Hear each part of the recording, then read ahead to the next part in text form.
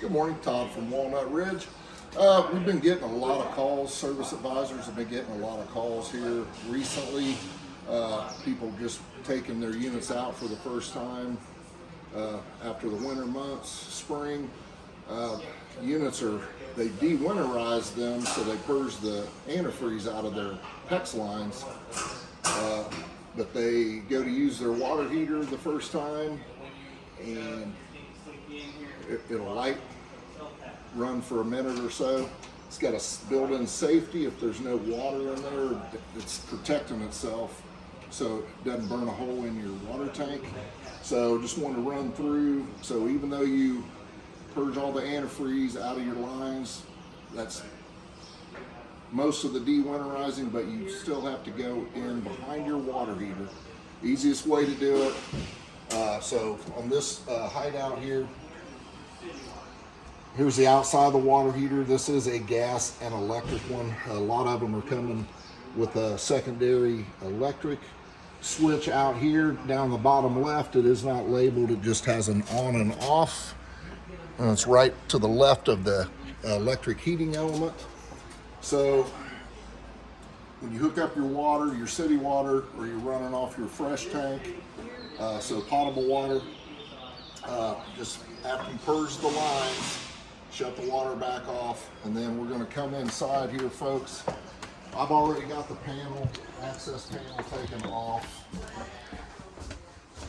So this one, so when you find the location of your water heater on the outside, your access panel from the outside, right inside, it may be under a cabinet, it may be under a bathroom sink, could be under your bed, just depends on where the factory put that water heater in.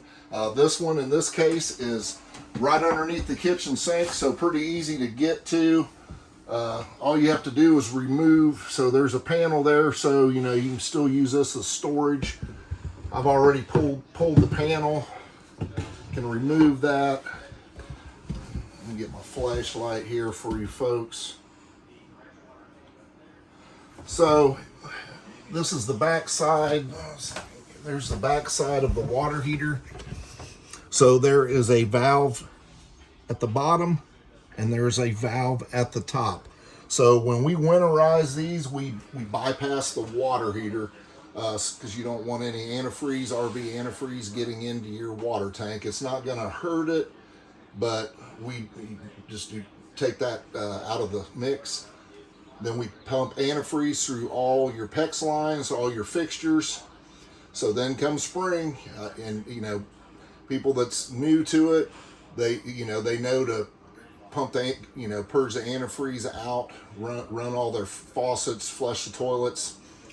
But the last thing you want to do is after you purge that antifreeze out is get to the back side of that water heater, switch those valves into the opposite direction. They'll only go one other direction.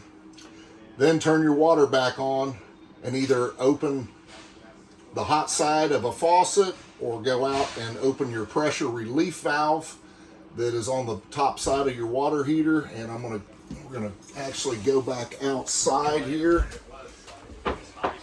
So how I like to do it, just pop this pressure relief valve, and there is water in here, so we know that this water heater is in use mode. It's not in winterize mode.